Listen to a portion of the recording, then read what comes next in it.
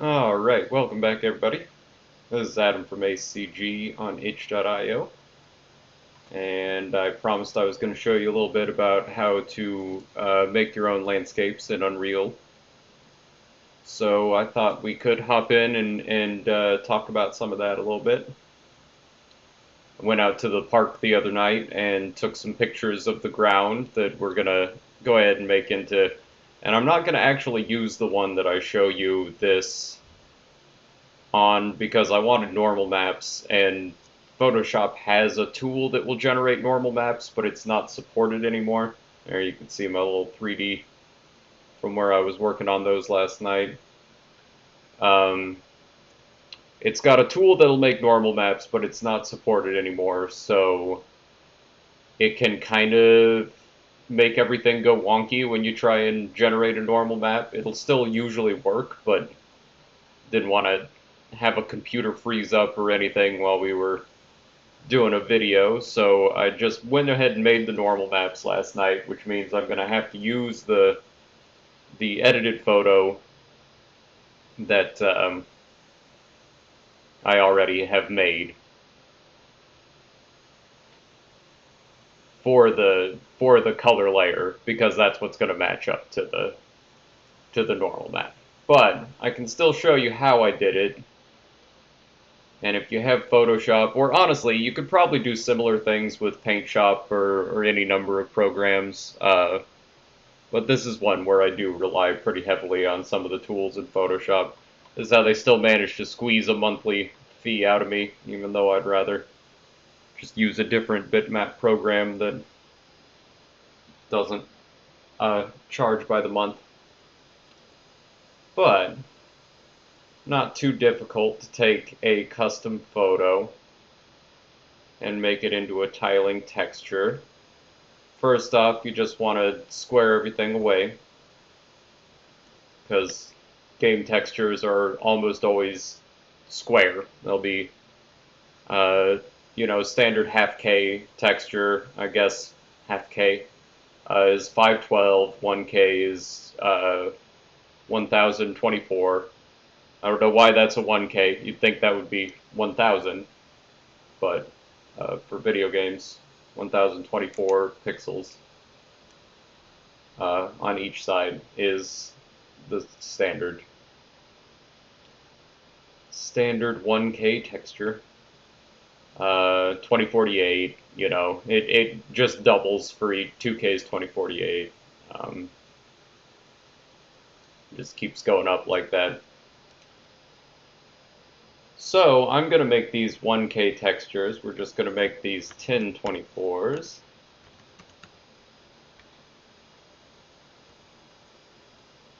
And then we'll center that up, put it right in the middle of the canvas there. And I like to go ahead and just make the canvas 1024 by 1024. There won't be any cropping Photoshop. I already scaled the photo. What are you talking about? What are you talking about? It's my rodeo clown voice. I do too many King of the Hill references on this thing. It's a dated show. I'm getting old. Things that I think of as being common references are probably like nobody knows what I'm talking about anymore. Anyway, repeating tiling texture. Here we go. Getting right into it. Now we know, okay, I'll talk you through this process a little bit. We know that the image is continuous on all of the stuff that we already see, because this is just the photo.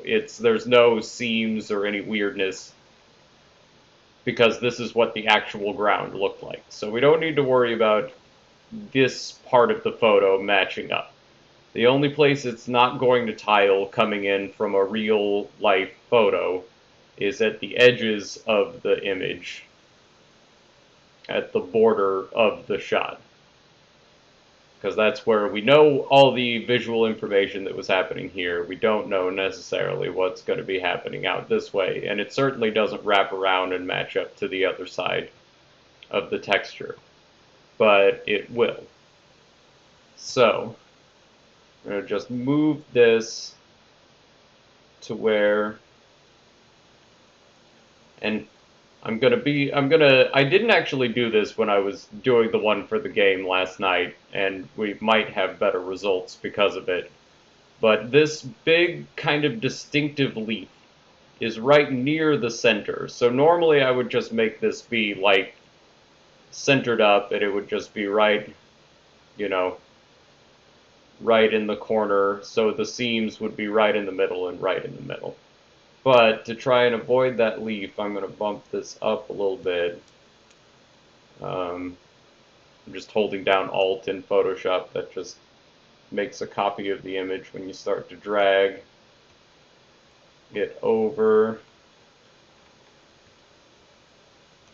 So that's how I'm doing that, if anybody out there is a Photoshopper. Come on, you.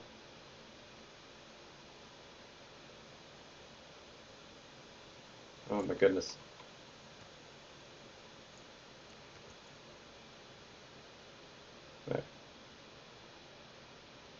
There we go. And just take those images and drag them off so that the seams are in the frame and the part that we know is continuous, because this is all going to, these are all just copies of the same image. So, like, we know that this edge right here will line up with this edge up here, because the images were all the same size as the frame, and this section of image is just the part that's cropped out of this section of image. So it's already lined up, no seams, looking good.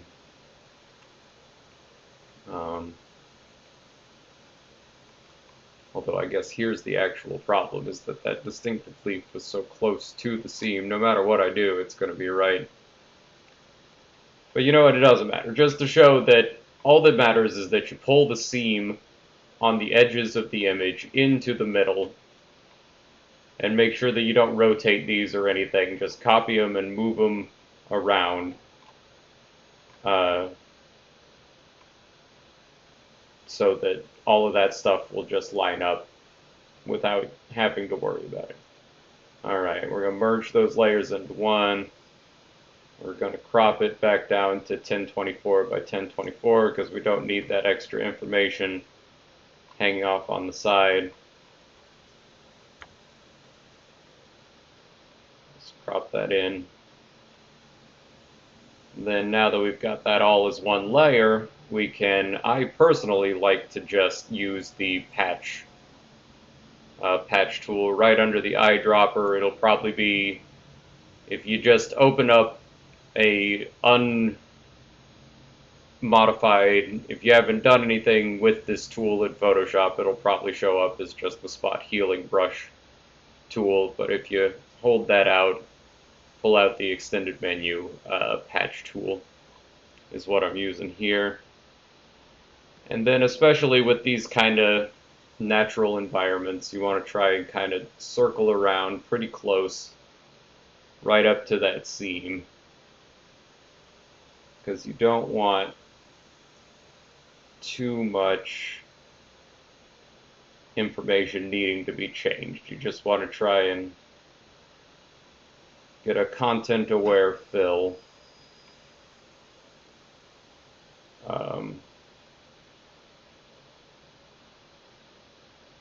Right on that seam. You can see it, you know, pretty well right there. That's where the edges of the photo are visible. So we're going to just move this up, maybe down a little bit.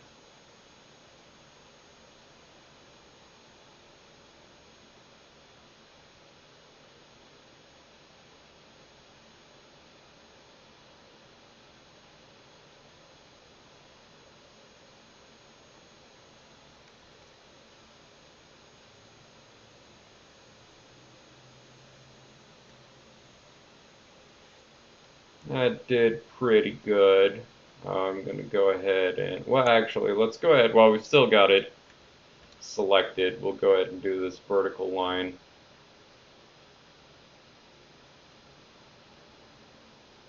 Um, Vertical seam, as it were.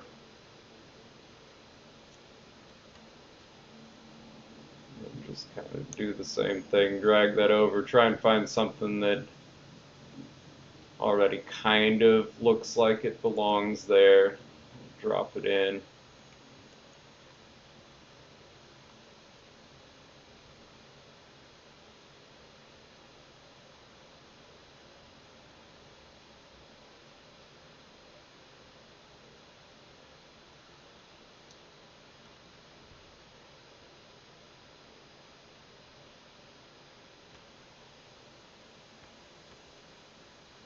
It's looking pretty good. There is still a distinct mark there. I'm going to get this spot healing brush. Kind of start just dabbing that in.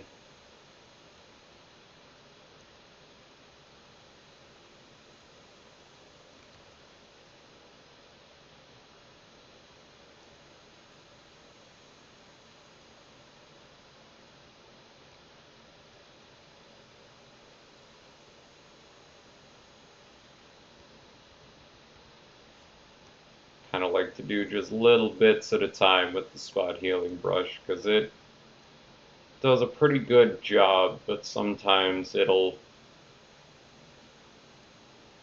kind of fill in the content with stuff that I would not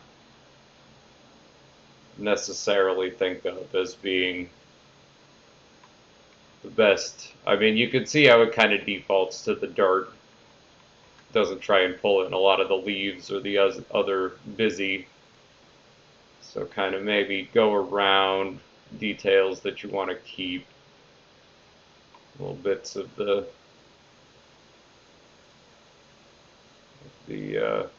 branches and twigs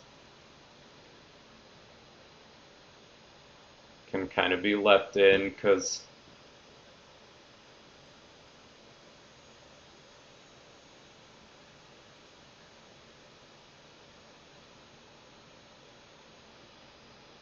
this is just if you want to photo bash ground texture. You can still make a custom one. You can make great looking ones with Substance Designer that are not too,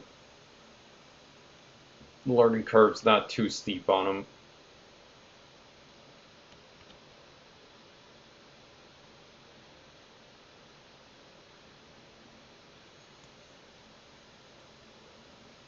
I'm going to actually go ahead and get this patch tool again because I'm going to try and bring some of that detail back into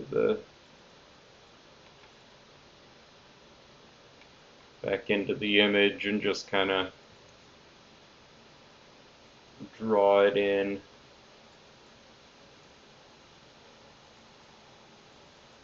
Maybe get this here. I can kind of see where we patched that in, so maybe I could put a little bit of this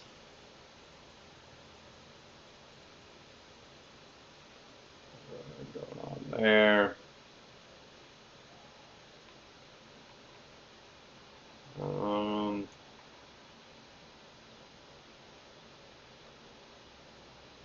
Let's see, bring in a little bit of this leaf back in. Oops. Try and keep that stick lined up too so that doesn't look weird. I'll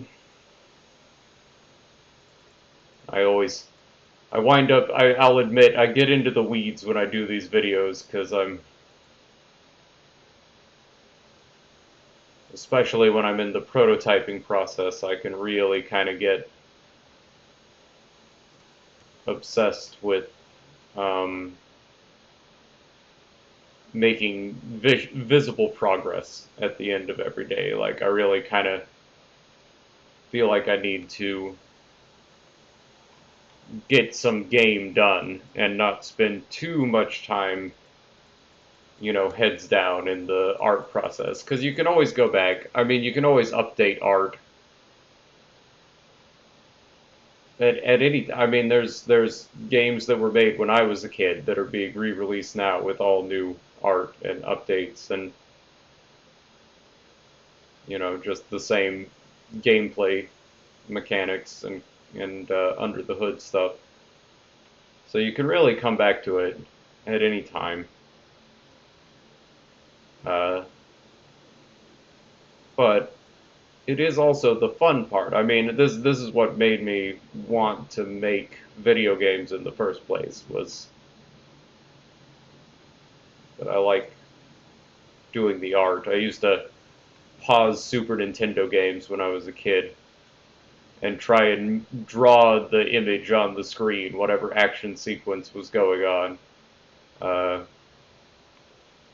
and that was fun for me. Like that was had maybe an hour a day that I was allowed to play video games, and I'd take up 30 minutes of my hour doing a little drawing of the action sequence.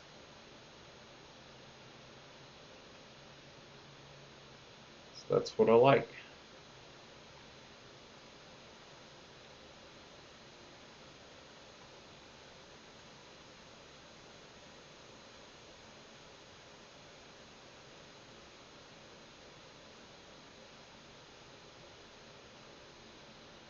First, now that I'm getting into it, there's so many little places.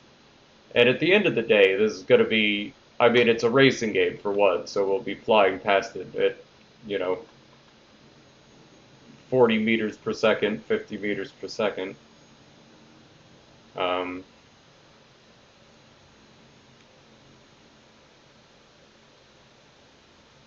and even if it weren't a racing game, I do think, I look at the ground when I'm playing a video game because I want to see what the ground texture looks like. And I'm sure there are other people out there that, will at least be like, oh, how does this, oh, this game has a cool, ground texture or not. But,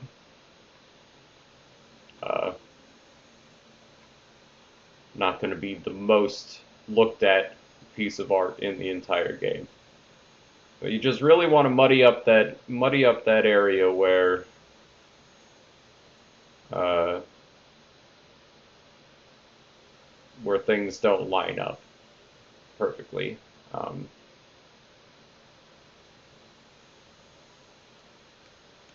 no, I don't like that at all. Skip that whole leaf. We'll just put a different leaf in there.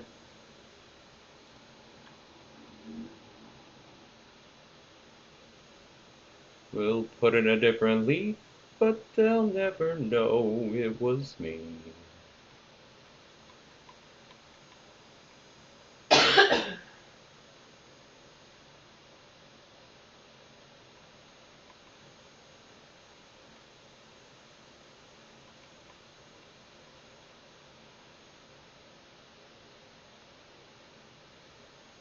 Yeah, actually that looks pretty good. That looks pretty good to me. Well, let's maybe. I can tell that was spot healing brushed.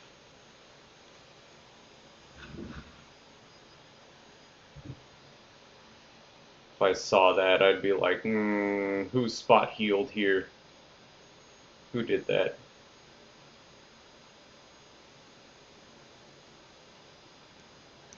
And that's just, you can noodle it all day if you want, all up to you.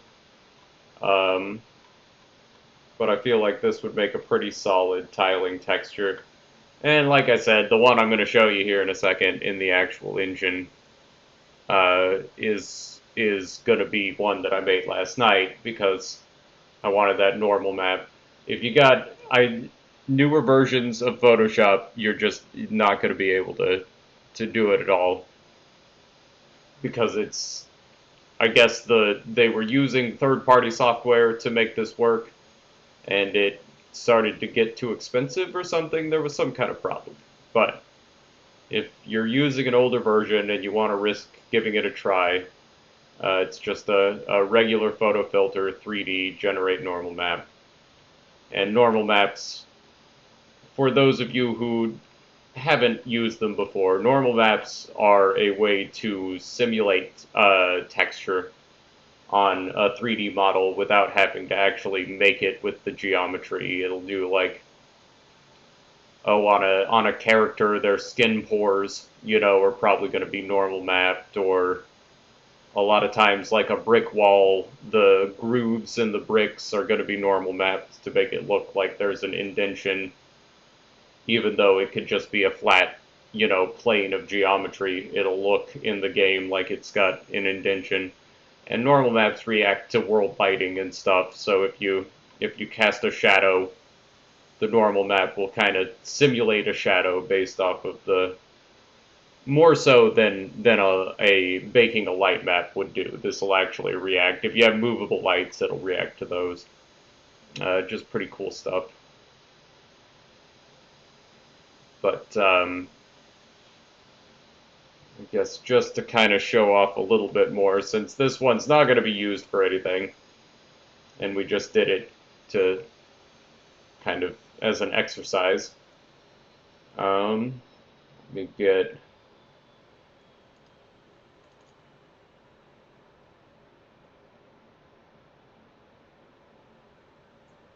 Oh, let's see.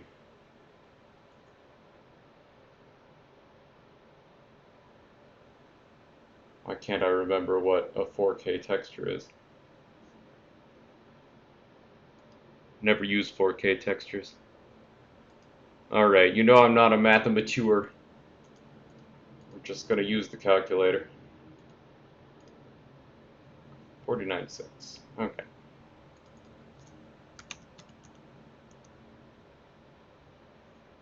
Oh.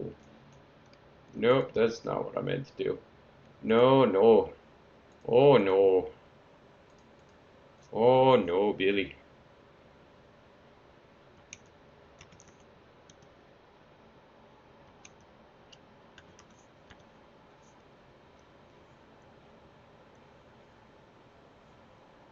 Oh, you know what? I didn't even... I just needed a 2K texture.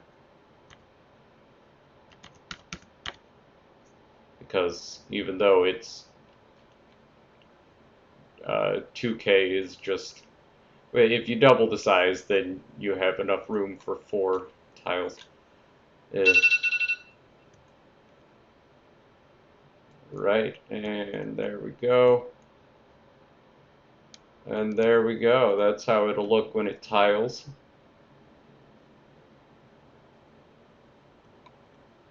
Which, there is some pretty noticeable features in there, but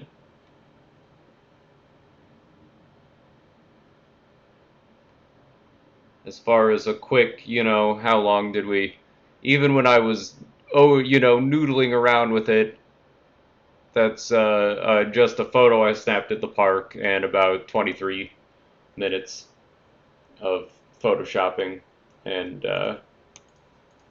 you'll already be at this level of repeatability. But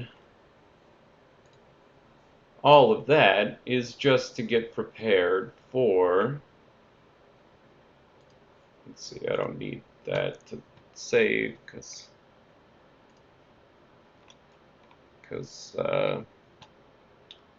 already got the stuff that I need.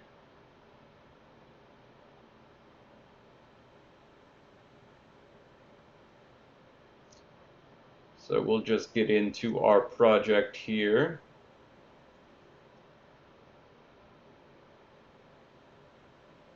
This means we can get cooking. Get cooking on our last 2 courses in the, in the original plan.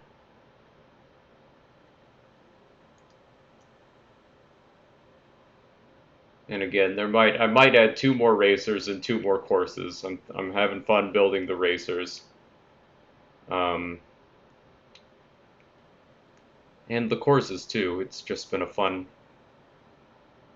project for me. I'll admit I enjoyed this one.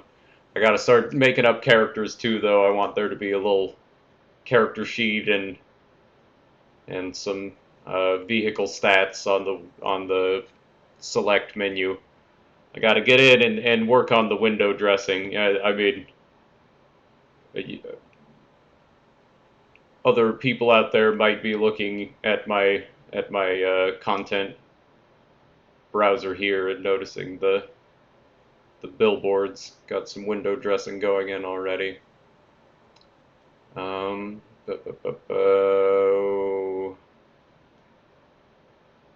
I'm gonna want some things. Let's go to map 6.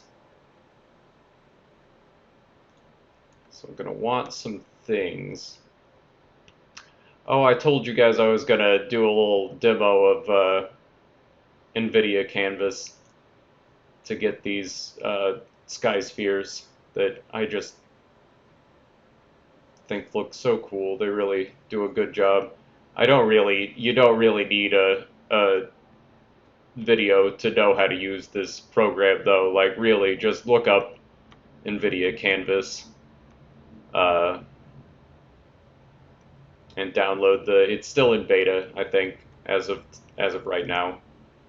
But download NVIDIA Canvas and just open it up and go into the 3D landscape view, and you can just start messing around with it. It'll automatically sort of warp everything so that it'll work on a sky sphere, which to me is the biggest challenge. I want custom sky spheres, but I don't know how to make them necessarily. I can do a sky cube, sky box I can manage pretty well, but basically just same process as making that tiling texture, except you map it to the inside of a cube. I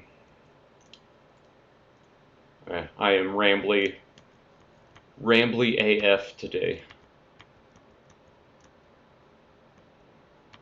Let's just go what we need. We need this sky sphere, so I'm gonna just select that, Control C, copy it over. We can make a new level. I'm just gonna make a default. Obviously, all of these are cool features. Time of day would probably be a lot of fun to mess around with, but that would rely on the custom sky sphere, and I want to bring in my own. That would rely on this kind of Unreal default sky sphere.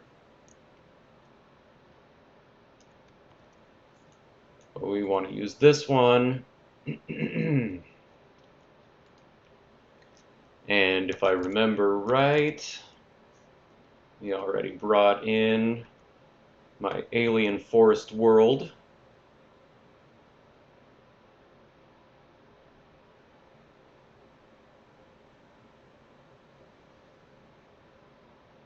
Sky sphere, which is what we need, because that's where we are.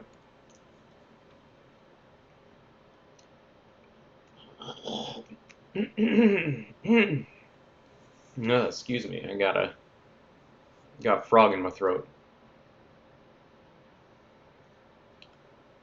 Okay, what do I need? What do I need? Landscape.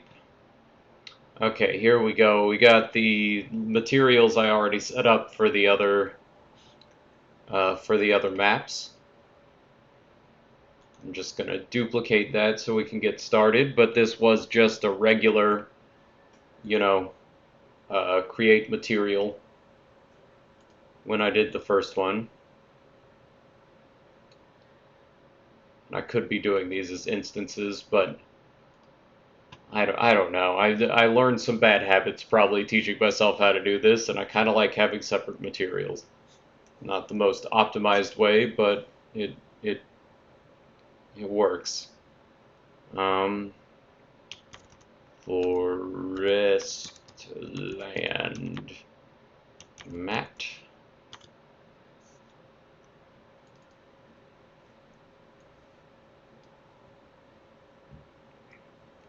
And this looks a little complicated, really not as bad as it looks, I can promise.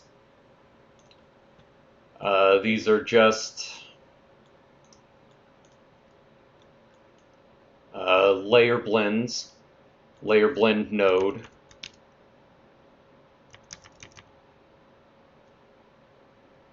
Pretty sure landscape, yeah, landscape layer blend is the node you'd want if you were building one from scratch. And I didn't rename these from the desert one when I duplicated it, so I'm gonna make sure I do that this time.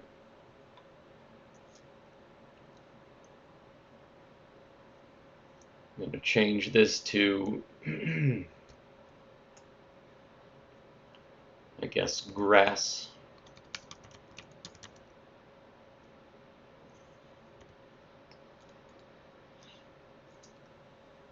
And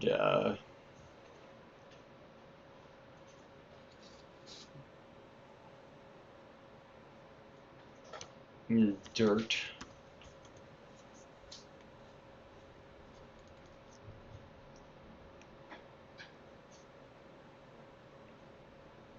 And this one I'll probably make be stone. Although I'm going to use one of the default stone materials for that.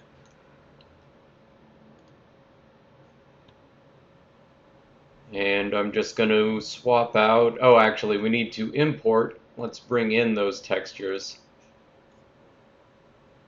This is a custom one I made for sand. That's in the desert world, Bakunti. Here's dirt and the dirt normal map, which is imported as a normal map, so that's good. It can recognize from the colors generally whether it's a normal map or not, but you got to make sure you want it to be a normal map. There's my grass texture and my grass normal map.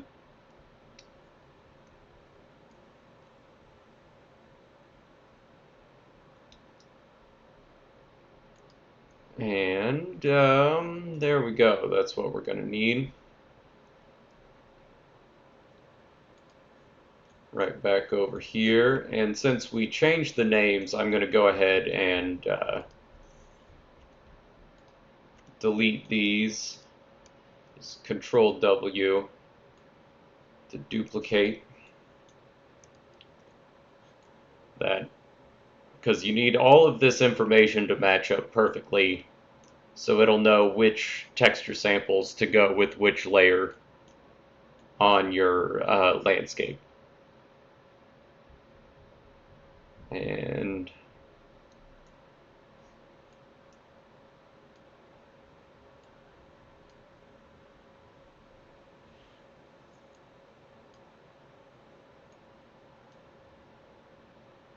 let's see.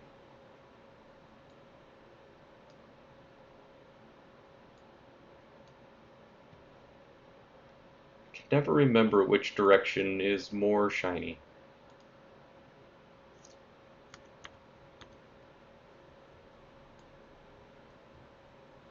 Oh, I'm not actually. Ha! Ha ha ha. Not even hooked up to the roughness. Okay. So is that more shiny? Or is that more shiny?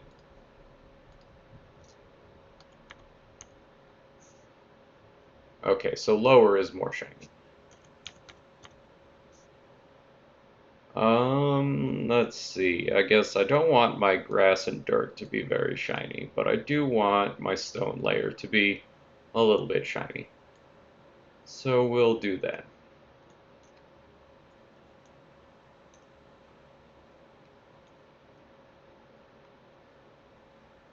And then normal maps need to be hooked up.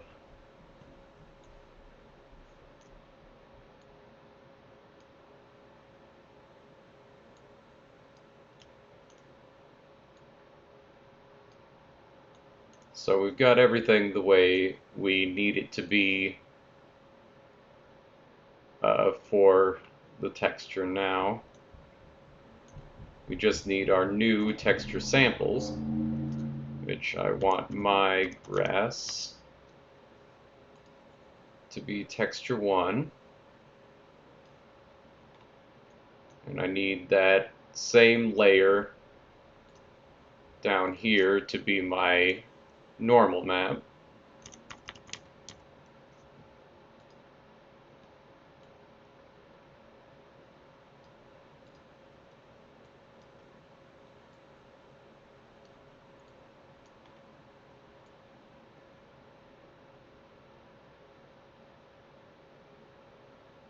And that's all looking pretty good. Looks like it's the normal map is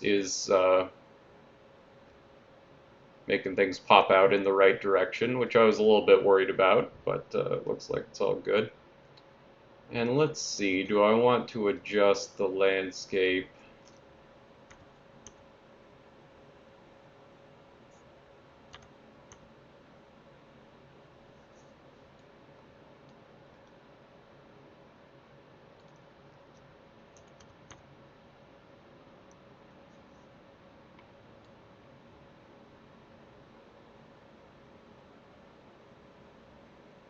This is just adjusting how big the texture comes in.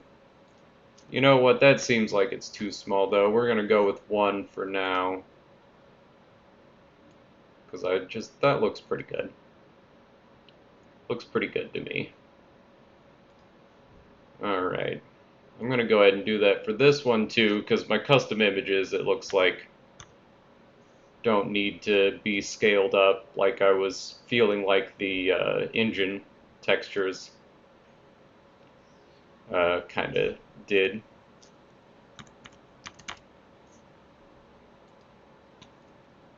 Put my dirt texture here. Then be sure to get my dirt normal map.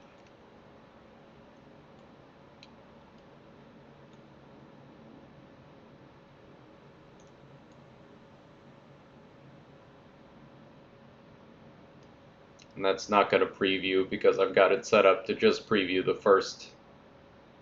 We'll be able to see how everything turns out once I get it into the level. We're going to generate a landscape here in just a second. Actually, let me make sure that I've got this saved so it doesn't lose. We're on map 6, so there's 2 maps on each planet, so that lines up. We want map 7. 7 and 8 will be on this jungle world.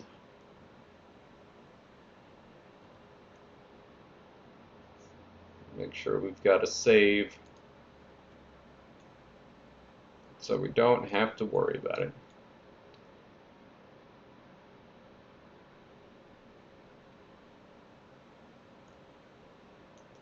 And I guess for now, I've only got the 2 textures set up, and I was kind of thinking I might want some kind of nice stone. And they've got pretty good stone textures.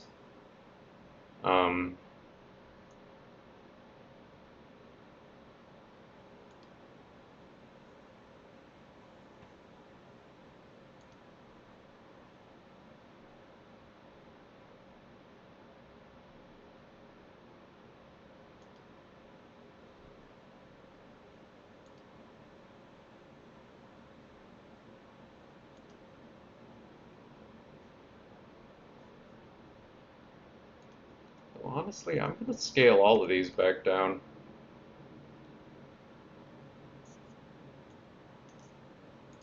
I feel like these are going to look better.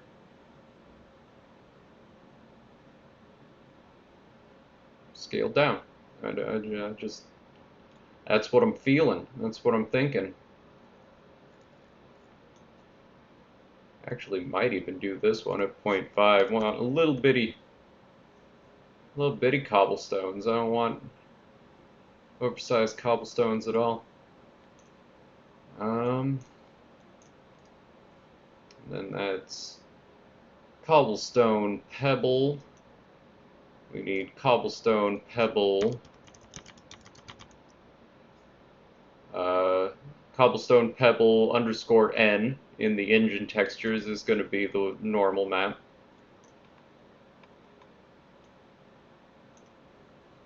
And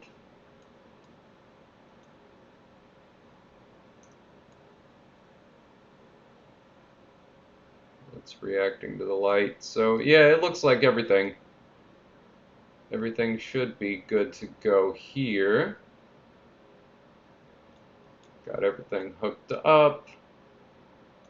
Got our layer blend options set up.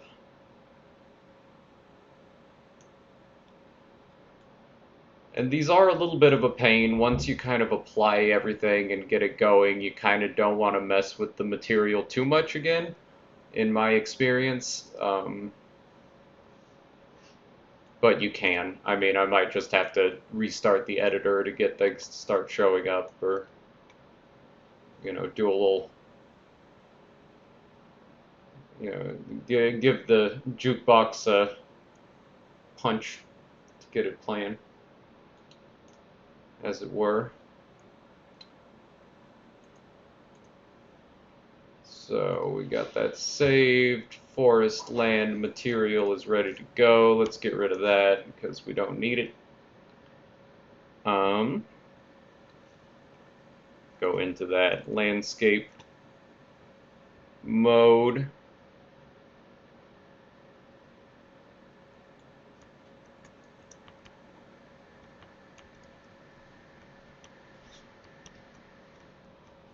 I'm considering, I really liked the way that Seagoten 1 worked out with half of a cityscape and half of a landscape. Thinking I might go for that kind of a map again.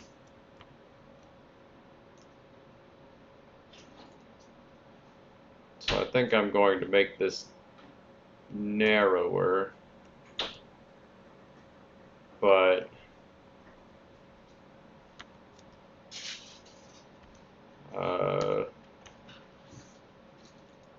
still fairly long. So I guess that would, not that I have to use that starting direction, but I'm gonna go the other way with it.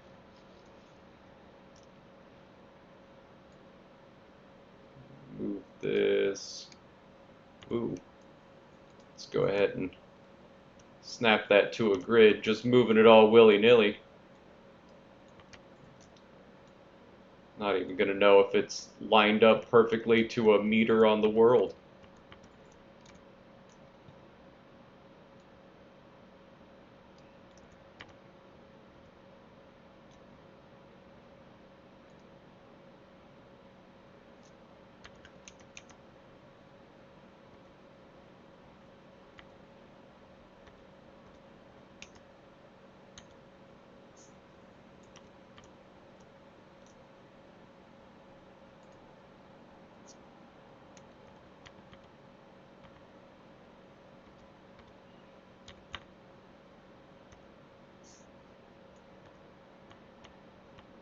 Put that right there, and then we want this one to have our forest land.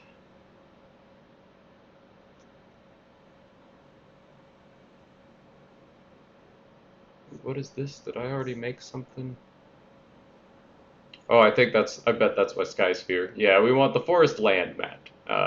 Forest land, forest land.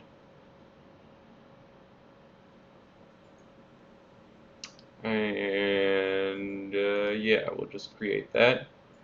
Oh, and we've created we're in the void of nothingness.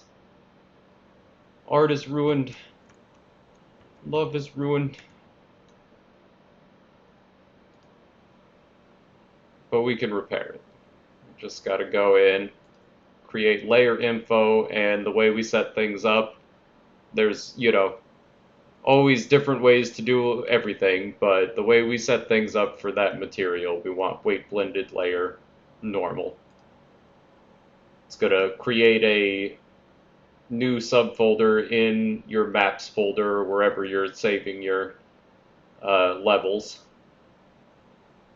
and you'll just, no reason to change it, just let it auto-generate a folder with the shared assets tag on it. And there you go. As soon as you do, you got ground coming in.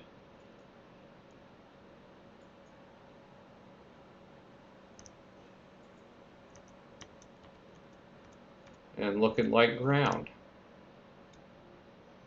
Which that tile is still pretty noticeable. I may wind up making the UV space. I may actually bump it back up to 2 like we had it before, because now that I see it on the world, it is, the tiles are small enough that it makes it kind of, but up close, I don't hate it. Right at ground level, there's not any super obvious seams. I think we did okay, and it feels okay. But we got to add that layer info. Same folder, map 7, shared assets, just save it in there.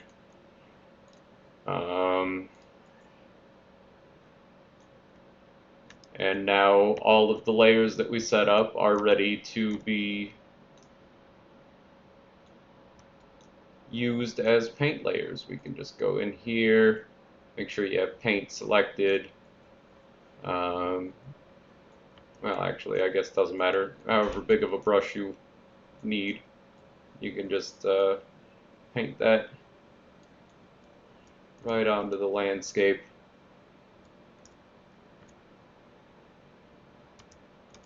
It just paints right on there.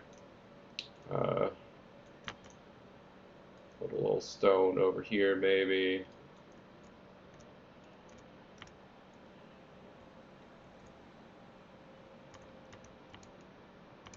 And then smooth will just kind of blend everything together so it doesn't have those really hard. Get a little bit of grass coming into the dirt, get a little bit of dirt coming into the grass, a little bit of grassy cobblestone, and the regular cobblestone. And that's how you do custom landscape paint materials. Let's actually see, though. I'm going to just look at this. And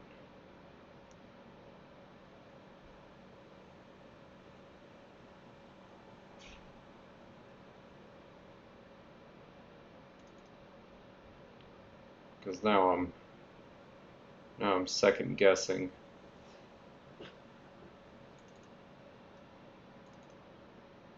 I want to adjust. I'm going to make some adjustments on the off screen here. And we'll just see if they automatically update or if I'm going to have to do something.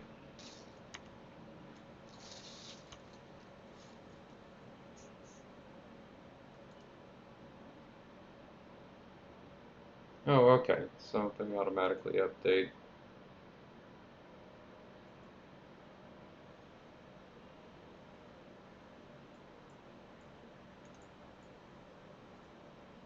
If I even went 3, make them even bigger.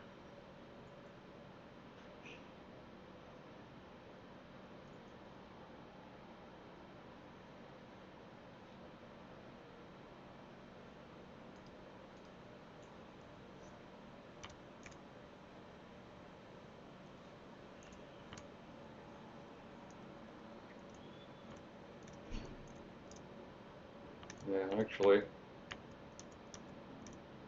that's not bad. I mean, 1K texture, it's got enough detail that we can scale it up to that size, I think.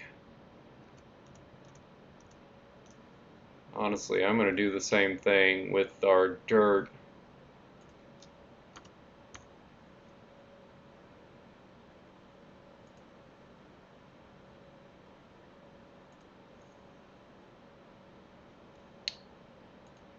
But,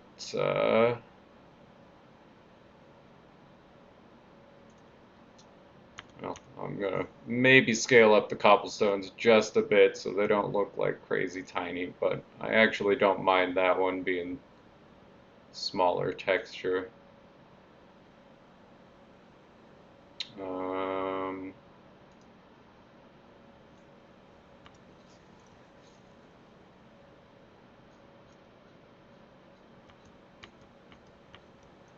yeah, from way out, you can still kind of see that it's a tiling, but I feel like that's up close. Actually feeling really great about that. And we can always paint in the, we can break it up with this dirt. So anywhere that you're looking down, you can see that line of kind of this paler strip of grass that kind of runs through there. If we've got a corridor that we're going to be looking down that angle, we can always kind of um,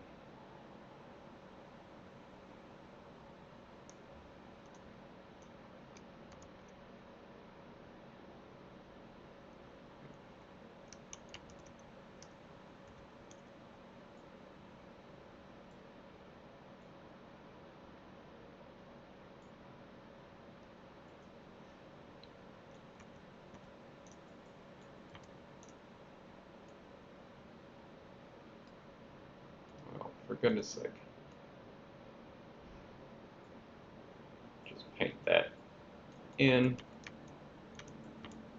Then kind of breaks up the. Also might want to add some kind of model it a little bit, get it a little mottled, and just smooth that all out.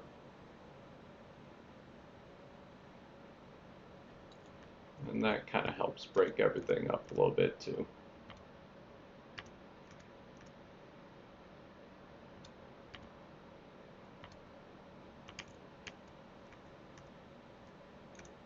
And that'll just kind of be our rainforest floor.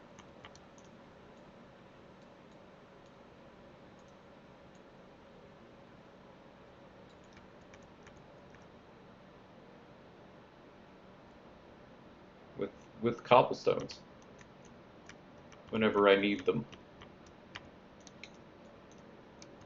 So I'm actually gonna undo. Don't want to paint any of this just yet.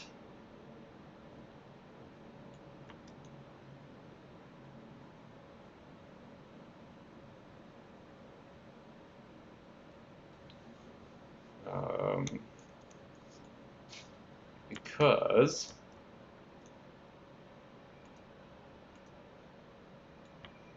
first we need to get a few things set up to make sure that this level will work, which I like to do before I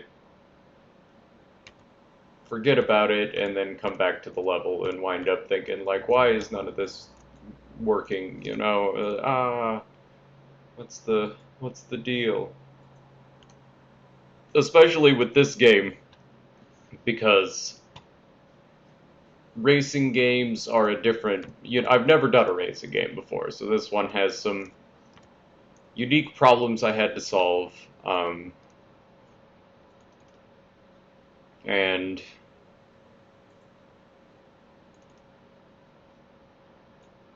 because of that, every level handles a lot of its own logic. Like the level counts how many laps you've made on the track that it contains. Um, and I gotta make sure I get that set up every time. Feel like this is probably one of those things that I've explained in a few different videos, and people are probably watching like, yeah, we get it. It's a weird way to do things, but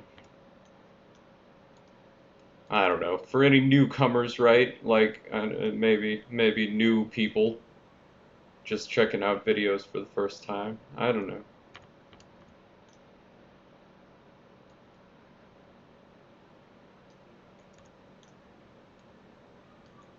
These are when you first open the level, you actually possess these empty pawns that just says where the camera will be when you're looking at the map at the beginning while you're picking your racer. Let's see, 300 and negative 100, and I need menu pawn 2.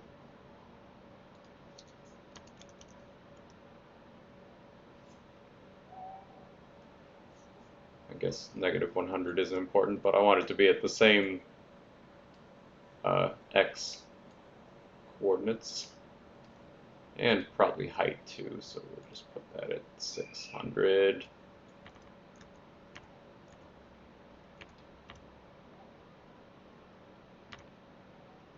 Now we've got all of that, and we will need a box trigger for the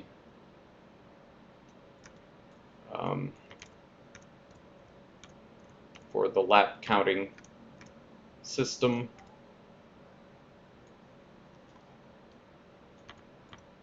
Just somewhere in the world for now, because it'll be needed as a reference for the blueprint.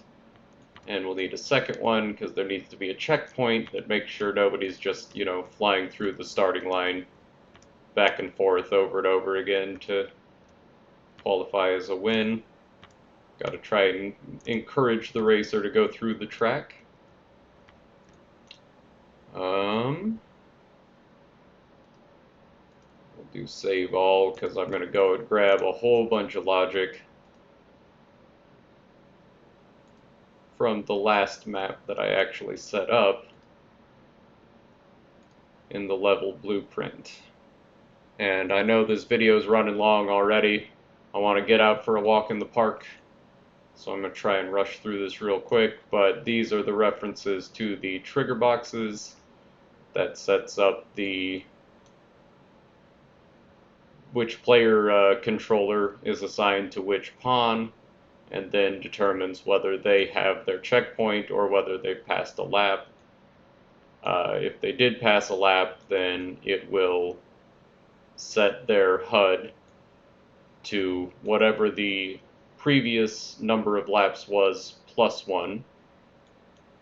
And then once that variable, once that float gets above the win condition, so above 3, once you've completed 4 laps, that triggers the win condition. These are the game states that turns on the timer when you go into the official race.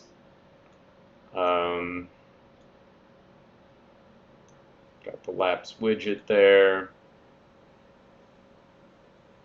Oh, saves your best time to the game instance.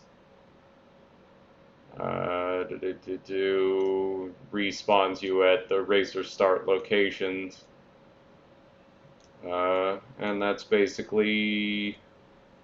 Oh, and if you press start select after the race has started, you can retire to the level select again. But that's all just handled by the map itself. So I'm gonna Control C. I've got little notes on all the stuff that needs to be changed when I create a new level.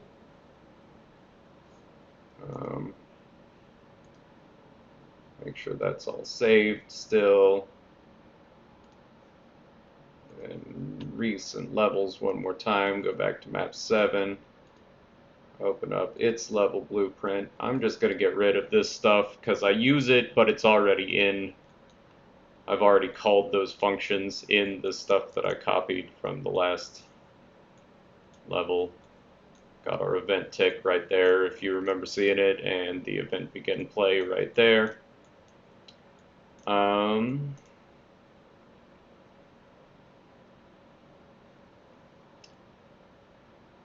Then let's go ahead and start. A lot of this stuff I just need to create these variables again in the new level. But the ones that just say change, I'm going to need to go and make some new information in our game state.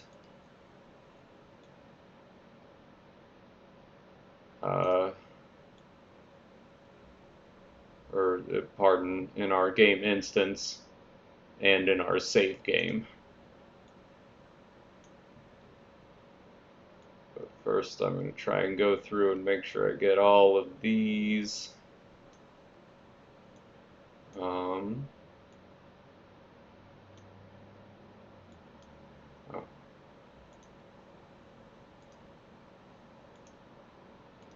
All of these variables created in this new map. Unfortunately, when I try to compile this, it will tell me very clearly if I have need session states. If I have missed any of these, it'll be like, oh, error, danger. But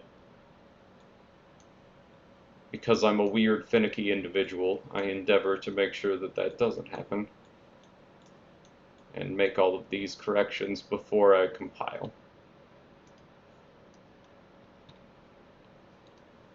This is trigger box 1.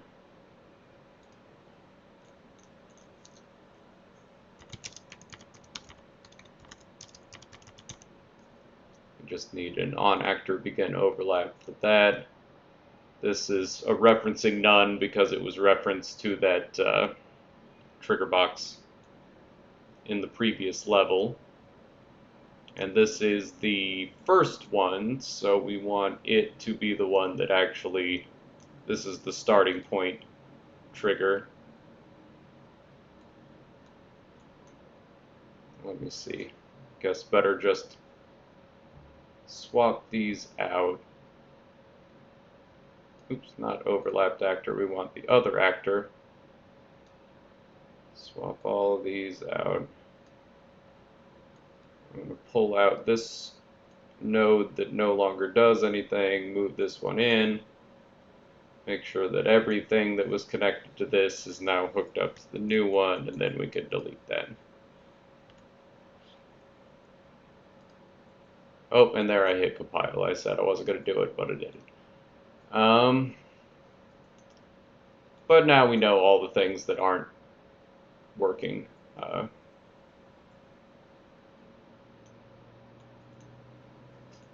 And a few things that are working, but we don't want to work the way that they are, because it would overwrite. Right now, it would be saving the high score on this level over the high score for map 6, and this is map 7, so we got to fix that.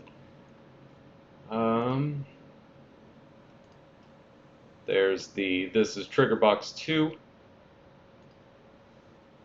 which is our checkpoint trigger box not create a reference. We want to on actor begin overlap trigger box 2. Hook that up to the logic, get the other actor, reference so we know which player is passing through the checkpoint. Swap that right in. And this pin is hooked up to that branch, so we can remove that pin and just get rid of this defunct node. Now we just need the start locations. This was Racer 1 start location.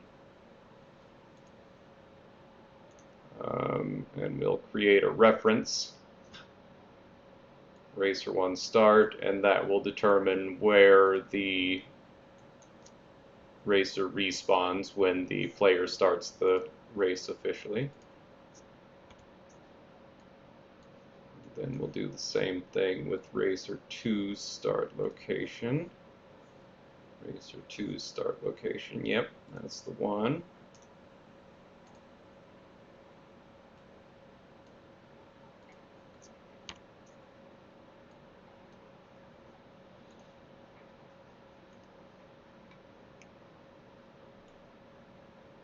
And now everything's compiling properly, so we know we've got all of our variables created, we've got all of our level references created, and it knows what to do with all of that. But where I've got these pins that say change, this is stuff from the game instance.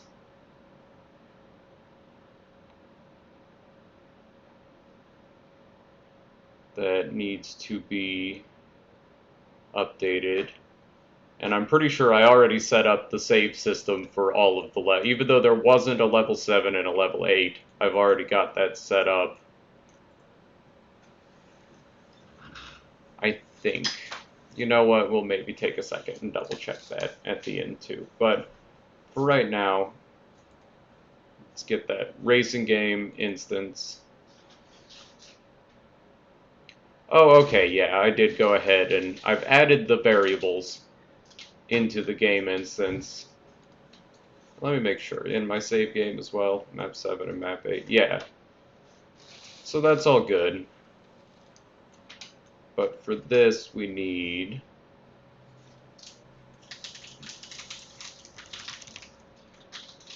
to get map 7.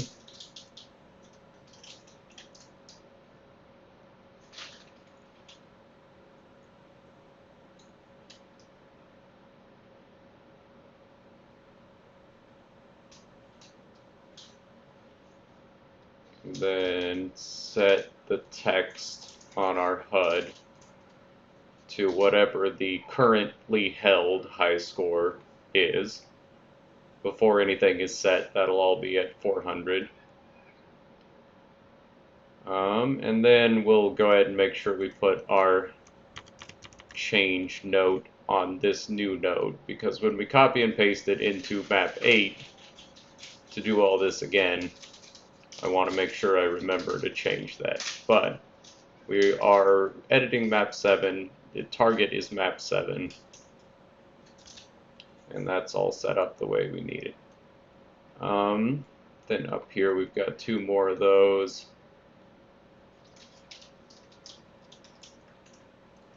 Need to get map 7.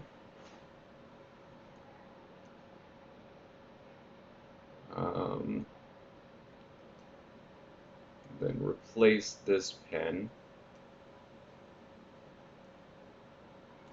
Get rid of the reference to map 6. Go ahead and put that note. And this will, I'm pinning them so that when I zoom out, it'll stay the same size, and that way I can, even when I'm looking at the whole blueprint, I could be like, oh yeah, right there is the thing I need to change. I could be a lot more organized with all this stuff, but if I make a little note, then, you know, my disorganized brain is like, ah, yeah, that makes it work.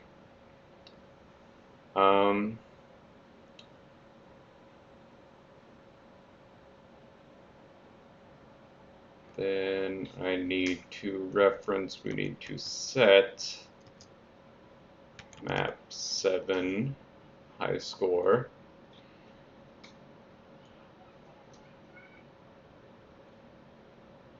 If the timer on the current level is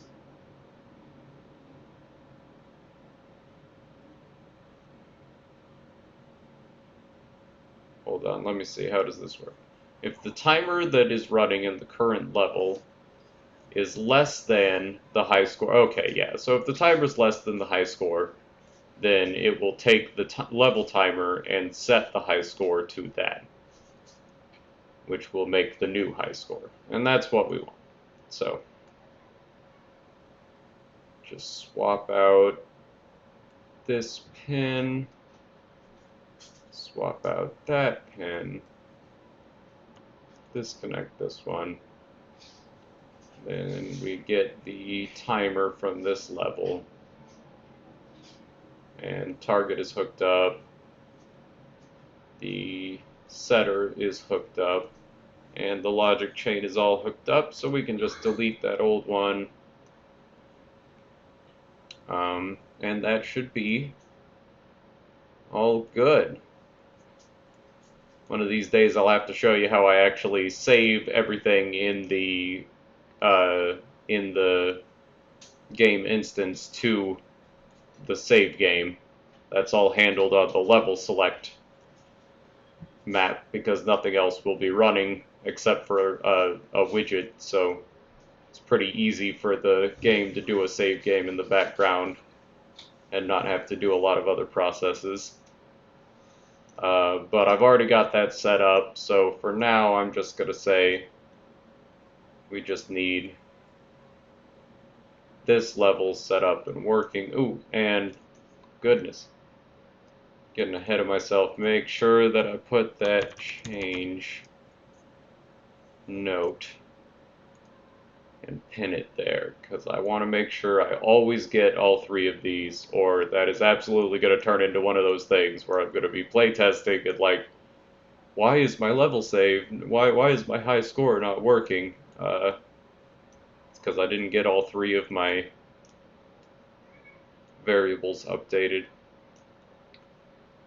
Let's save that. Compile and save. I always like to click them a couple of times on level blueprints because if you forget to compile and then close the blueprint, you might forget. And the blue, you can't keep those open when you're working on a different level, like you know, a character blueprint. You can just open whatever level you want to work on and keep a separate window pulled up with that blueprint information. But level blueprints, you can only have it open when the level they apply to is also open. So very important to make sure you keep that compiled and keep your code clean so that it knows what to do with it. But we have officially gone past the hour, about to the point where I would say it's, you know, it's definitely time to call it, even if I'm on a roll with something.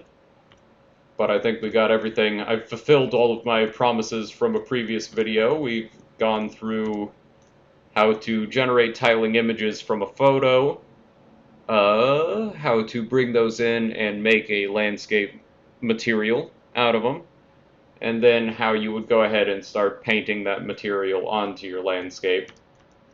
I didn't actually get to design any of it, but I'm sure if you keep watching these videos, you will eventually see all of the fun things that I do with this environment, and if I don't wind up getting it on videos, you can always check out my game page at itch.io, ace_cg, at itch.io, and once this game gets a little bit further along, I'm sure there will be a version you can download and play and check it out yourself there. But we'll find something fun to work on next time, and I will see y'all there.